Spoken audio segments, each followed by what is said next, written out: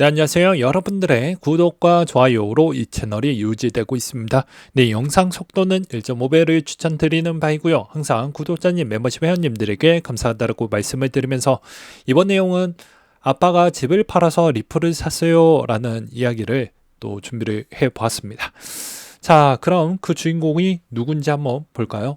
네, 보게 되면 구 트위터에서 마일스 G 인베스트먼트라는 이름으로 활동하는 트레이너라는 분이 계시는데요. 이게 집을 팔아가지고 10억 원 상당의 집을 팔아서 XRP를 구입을 좀 했다라고 합니다. 그래서 우리 아빠는 50년 이상의 투자와 트레이딩을 해 왔기 때문에 이게 이제 좀 괜찮다라고 이렇게 좀 보는 것 같아요. 그래서 우리 아빠의 뭐라 하지 마세요. 뭐 이렇게 계속 실드를 치는 것 같습니다. 그리고 이때도 비트코인 7,000달러 할 때, 이더리움 200달러 할 때 제가 투자를 권하셨거든요. 그렇기 때문에 우리 아빠의 실력은 충분히 검증이 된 사람입니다. 라고 이렇게 이야기를 하고 있는 것 같습니다. 물론 여기에서도 이제 인터넷 뭐 세상이다 보니까 누구는 뭐 이제 응원한다, 누구는 야 너 진짜 문제 있는 거 사는 거 아니냐, 지금 XRP 이렇게까지도 안 올라갔는데 어떻게 그렇게 뭐 할 수 있냐, 이렇게 이제 의견이 갈리고 있는데요. 추가적인 이야기를 좀 해봐야 되겠죠. 그러면 왜 저분이 저런 행동을 했을까요? 즉 XRP 현물 ETF의 출시 가능성에 대해서 아무래도 베팅을 하지 않았을까라는 생각을 하고 있습니다. 그리고 장기적인 투자 정도를 좀 지향하는 사람 중에 한 명이지 않을까라고 생각이 들어요.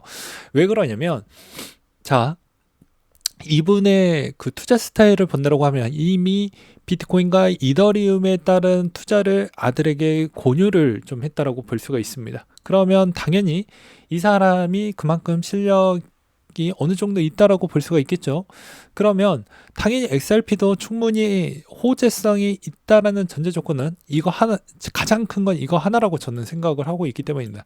즉 ETF 출시 가능성이 열려져 있었고, 그게 대략적으로 이제 대부분 글로벌 인재 확보 부분의 임원이었던 숀 맥브라이드라는 분이 자신의 트위터에서 24년, 25년도 현물 ETF가 될 수 있다라는 이야기와 더불어서 리플 IPO도 동시에 할 수도 있다라는 거의 초강수에 있는 호재 두 가지를 같이 이야기를 했죠.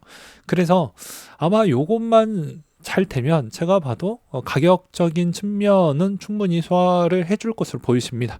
이때까지 문제가 됐던 건 무엇입니까? 리플에서에 따른 그런 임원들에 따른 매도 물량과, 그리고 초기 창립자의 제드 형이 엄청나게 팔아제끼면서 가격이 못 올랐던 측면이 오피셜이죠. 근데 그걸 오히려 ETF에 이제 들어왔던 양을 비트코인만큼 들어온다라는 전제 조건을 깔면 안 되겠지만, 그래도 주식시장이 어느 정도 받쳐준다고 하면 그게 나오는 물량 대비를 커버해주고도 가격에 충분히 좋은 영향성을 받을 수 있다라는 이야기를 해볼 수가 있겠죠. 그 다음에 이제 코인쉐어스의 제품 책임자 타운샌드 랜싱이라는 분이 XRP 증권이 아니라고 인정하지 않는 한 ETF 승인 실현성은 좀 힘들 것 같다라고 이야기를 하고 있지만요.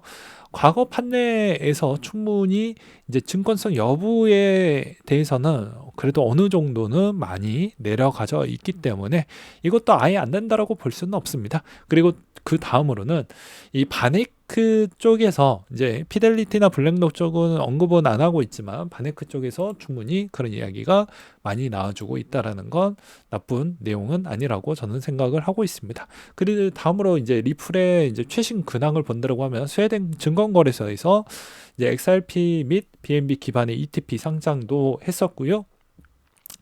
그 다음으로 발케리, 바네크 이런 쪽에서도 ETF 가능성을 계속 열어두고 있다라는 이야기가 나와줌으로써 나쁠 건 없다라는 것과, 그 다음에 또 리플 관련된 사람이 이번에 여러 가지 이제 지역구 후보로 뭐 이렇게 출마한다라는 소식도 나쁜 내용이라고 볼 수는 없겠죠. 이런 측면은 오히려 이제 긍정적으로 봐야 되지 않을까 싶고요. 그리고 현 시점에서 보게 되면 뭐 이것도 팩트이니까 이제 받아들여야 됩니다. 제가 뭐 틀린 이야기 하는 건 아니니까요. 일단 1년 주기로 보았을 때 리플의 이 위치를 본다라고 하면 여전히 최상위권의 위치에 있어야 됩니다. 왜냐? 비트코인, 이더리움 최상위권에 있죠. 벌써 2배 이상 올랐고요. 그 다음에 2배 이상 수익률이 나왔습니다.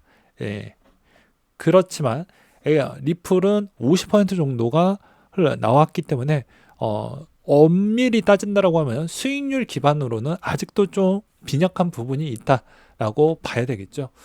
그 다음으로 이제 말 나온 김에 4분기 실적에 따른 이야기도 같이 한번 좀 하고 넘어가도록 하겠습니다. 그쵸? 말 나온 김에. 그러면 가장 중요한 거, 뭐 위에 있는 뭐 거래량 어쩌고 저쩌고 이야기했던 거는 매번 들어왔던 내용들이고 거의 뭐 변동된 내용들이 아니다 보니까 이런 거 좀 제끼고 핵심적인 이야기만 좀 하고 넘어가도록 하겠습니다. 일단 XRP-L에 대해서 좀 많이 변화되는 추이에 따른 성과가 좀 많이 나왔다라는 내용들을 좀 볼 수가 있었어요. 그래서 이 XRP 지원하는 자체 보관 지갑 부분도 출시를 좀 했고요. 그리고 여기서도 DF 레이더에서도 이제 생태계 예배에 대한 데이터의 통찰력을 액세스할 수 있고 주요 지표를 추적을 할 수가 있다. 그 다음으로 요게 좀 중요한데 밴드 프로토콜과 통합 발표를 해서 이제 EVM 그러니까 개발자 사용자 환경을 좀 더 편하게 해주는 형태라고 봐도 되는데요. 이 사이드 체인에 오라클을 공급을 해준다라는 측면이 좀 인상적이었다라고 볼 수가 있습니다. 그리고 디지털 에셋 커스터디에서 이제 또 통합을 해서 코딩 프로세스 간소화하는 형태로 지원을 할 것이다 라는 이야기가 나왔습니다. 그리고 이제 지난 분기라고 했으면 3분기 대비를 이야기를 하는 겁니다. 34% 정도 온체인 거래에서 좀 결과물이 나왔고 지갑수는 30% 정도가 증가를 했다라는 점을 좀 볼 수가 있겠고요. 그리고 NFT 사용 사례는 500만 개에서 이제 100만 개 판매량을 기록을 했다라는 점도 그렇구나 좀 나온 건 있구나. 근데 좀 아쉬웠던 거는 이 해당에 있었을 때 온체인 부분의 활동 추이 뭐 그럴 수 있다고 칩니다. 근데 아쉬운 부분도 이야기를 해야 되겠죠. 무조건 억가가 아니고 아쉬운 건 아쉽다라고 이야기를 해야 우리가 건강한 투자를 할 수 있다고 했습니다. 제대로 어디에 강점과 약점을 보지 않고 보완이 될 수 있을 만한 사항을 우리가 알면서도 이야기를 안 하고 넘어가는 건 바람직한 투자 마인드라고 볼 수는 없겠죠. 일단 덱스 거래량이 생각보다 좀 많이 부족하다는 건 여전히 좀 그렇다라는 걸 이야기를 드리고 싶었고요. 그 다음으로 이제 작년 9월과 작년 12월 달에 있는 거에서도 리플이 지금 보유하고 있는 비중에서도 자 분기에 52억 개 그러니까 리플이 보유하고 있는 거 52억 개 그리고 여기서도 50억 개로 좀 줄었습니다. 그러니까 분기마다 그냥 대충 때리는 겁니다. 대충 2억 개 정도씩은 쓰고 있겠구나라고 볼 수 있죠. 그리고 에스크로 물량으로는 원래는 550억 개인가 500억 개인가 될 겁니다. 근데 지금 많이 줄어서 이제 400억 개 정도가 남았다라고 볼 수가 있겠죠. 그래서 이런 형태로 보게 되면 전반적으로 계속해서 사용에 있는 빈도가 나오고 그 다음에 이런 점은 또 만약에 잘 풀려서 ETF도 잘 되고 IPO도 잘 된다라고 하면 그래도 한 방은 남아져 있지 않겠냐 라고 보고 있는 실정입니다. 그리고 통상 제가 녹화 찍고 있는 시점에서 분명히 가격 거래에 다소 차이점은 나올 수는 있지만 저번에도 이야기를 했듯이 다시 한번 핵심적인 이야기만 다시 정리를 좀 해본다고 하면요. 자, 17년도 때 이렇게 많이 올라왔던 건 에스크로 물량 잡힌다고 해서 와 이제 물량이 엄청나게 줄어든다라고 해서 그때 이제 코인이 제대로 ICO 공모 자금 가장 컸던 순번대로 있지만 지금은 거의 다 사라지고 여전히 남았던 이 거의 극소수만 살아남았죠. 이때 거의 엄청나게 펌핑이 나와 줌으로써 한국에서 대부분 리플 사랑에 빠지게 됩니다. 그 다음으로 이제 21년도 때를 이제 맞이해서 그렇게 진행을 하는데 대부분 그때 요 중간 사이에 리플은 다시 최고점을 돌파하지 못할 것이다와 10,000원, 20,000원 많게는 5만 원까지도 이야기가 나왔었죠. 예, 대부분 유튜버 분들이 그렇게 해서 시간을 최대치까지 기다리고 기다렸는데 기다림에 대한 기대감보다 실망도가 훨씬 더 컸습니다. 왜? 과거 이제 거의 뭐 업비트 기준으로 거의 5,000원대까지 찍었던 최고점 구간에서 오히려 평균 시가 대비 2,700원대도 거의 근접을 못하는 형태에서 마무리가 되었다라는 것입니다. 이때는 뭐 당연히 뭐 제드 그리고 데비드 슈아츠 그리고 크리스 란셋 그리고 빵형까지 해서 토탈적으로 나왔던 물량들을 소화하다 보니까 어쩔 수 없었다라고 저는 생각을 합니다. 그래서 그 영향으로 인해서 추가적인 또 하락이 나왔음에도 불구하고도 여전히 대한민국에서 가장 커뮤니티 활성도나 그 다음에 가장 보유를 많이 하고 있다라는 측면이 있는데요. 뭐 이번 기회에서는 거의 다 이제 물량이 다 나왔기 때문에 여기서 추가적으로 좀 더 올라갈 수 있을 만한 힘은 과거 대비보다는 좀 다르다. 이제 여기서 이제 핵심 포인트는 무엇이냐면 이 코인이 과거 대비의 최저점 구간 대비보다는 더 위에 있어야 건강한 코인이라고 저는 표현하고 싶습니다. 왜냐하면 그렇게 가격 방어 라인대가 구축이 안 된다는 건 솔직히 말을 해서 그만큼 코인 가격에 대한 생각이 재단 운영에 있는 입장에서는 신경을 덜 쓰고 있다라고 보는 게 맞다라고 생각을 합니다. 왜 그럴 것 같습니까?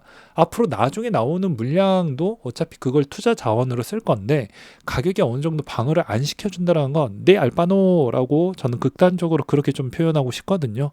그래서 앞으로 리플에 지금 이제 어느 정도 남았던 물량 대비해서 이제 대부분 시장에 흘러가는 거래량 대비로도 충분히 충족할 수 있을 만큼은 올라왔으니 이제는 좀 더 올라갈 수는 있겠지만 여전히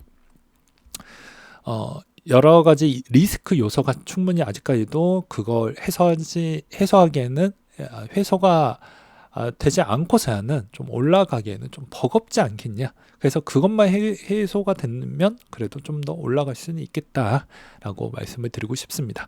그리고 여전히 시간 대비 가성비로 투자를 할 때는 이번 뭐 결과물로 이야기를 하는 거예요. 지난 17년도 대비해서 지금까지 보았을 때는 여전히 여러분들은 비트코인과 이더리움을 투자를 했던 게 충분히 더 좋은 성과가 많이 나왔다는 걸 이번에도 아셔야 됩니다. 그래서 리플을 싫어하는 건 아니고 이제 항상 좋은 코인이 있고 그 다음에 가성비 있는 코인이 있고 그 다음에 좀 아쉬운 코인들이 있지만 내 투자 성향과 투자 스타일마다 뭐 코인을 선택하는 건 다 달라지니까 겸허히 자기가 골랐던 거에 책임도 가져가시고 신중하게 투자를 하셔서 그 결과도 좀 충분히 자기가 받아들여야 하는 그 시점이 필요해요. 항상 투자를 하다 보면 중간 과정에서 현실 부정을 하는 단계가 언젠가는 오게 될 건데요. 알트코인들은 변동성이 워낙 크다 보니까 좌절도 오고 실망도 오고 또 극단적인 행동까지 오시는 분들이 있을까봐 이런 이야기를 하는 겁니다. 그래서 알트코인을 할 때는 항상 수량 계산을 꼭 하시면서 하는 걸 추천을 드리는 바예요. 그러니까 총 유통량 대비해서 현재 풀린 물량 그리고 앞으로 나올 수 있는 물량 누가 더 투자를 해줄 수 있을 만한 물량 고래가 지금에 있는 빈도에서 더 추가 구매를 해줄 수 있을 만한 물량 커뮤니티의 활성도에 따라서 그 커뮤니티의 활성도 빈도가 TVL 정도와 이제 미치는 영향 강도가 좀 많이 끼치게 되거든요. 그 친구들에 따른 그런 측면들 까지도 좀 고려를 하면서 보시면 좀 도움이 많이 되지 않을까 싶습니다.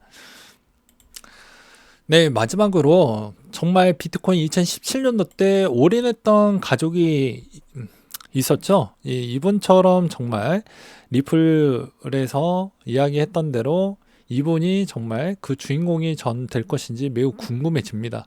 예, 저도 매우 궁금해요, 진짜로. 어떻게 나올지 저도 매우 궁금하거든요. 네. 정말 좋은 성과가 나오길 바라겠습니다. 바라고요. 또 가족 구성원이 또 뭐 계시니까 뭐 항상 응원하는 바입니다. 그리고 마지막 짤로도 뭐 이런 짤들이 많이 있어요. 아빠 코인 했어 안 했어? 그러니까 했던 것보다는 무엇을 투자했어가 더 중요하겠죠. 그래서 제가 이제 극단적인 짤 몇 가지 또 이렇게 올려놨던 이유는 비트코인 때문에 아빠가 없대 뭐 이런 것도 막 돌고 하는데, 항상 투자는 진짜 내가 돈 벌었던 그 과거를 잊지 말아야 됩니다. 진짜 어떻게 돈을 벌었는지 저는 절대 잊지 않거든요. 그러니까 여러분들 돈을 소중하게 생각을 하면 이 버튼 한 번 한 번 누를 때 되게 신중하게 누른다는 걸 여러분들은 또 아셔야 되고요. 그 부분에 따른 직업군을 한번 생각을 해보시길 바라겠습니다. 뭐 채권을 운영하는 사람이나 뭐 펀드 매니저나 그다음에 VC 쪽을 고려를 하면서 이렇게 한번 생각을 해보세요. 그러면 그 사람들이 정말 신중성 없이 그냥 투자를 하고 있는지 진짜 버튼 하나 누를 때도 되게 생각을 많이 하면서 누르게 될 건데, 우리는 진짜 내 작고 소중한 돈이라고 해서 작고 소중한이 빠진 그냥 작은 돈이라고 해서 그냥 진짜 아무런 그냥 뭐라고 해야 될까요? 진짜 양심의 가책 없이 막 누르고 나서 나중에 후회하는 건 아닌지 이런 것도 좀 고려를 해보시길 바라겠습니다. 여전히 투자는 항상 본인의 책임이 따른다는 걸 마지막으로 말씀을 드리는 바예요. 그래서 리플 잘 될 것인데 항상 느리게 가니 그것도 자기가 좀 어느 정도 잘 견뎌내시면서 투자 잘 하시길 바라겠습니다. 네, 이상으로 마치도록 할게요.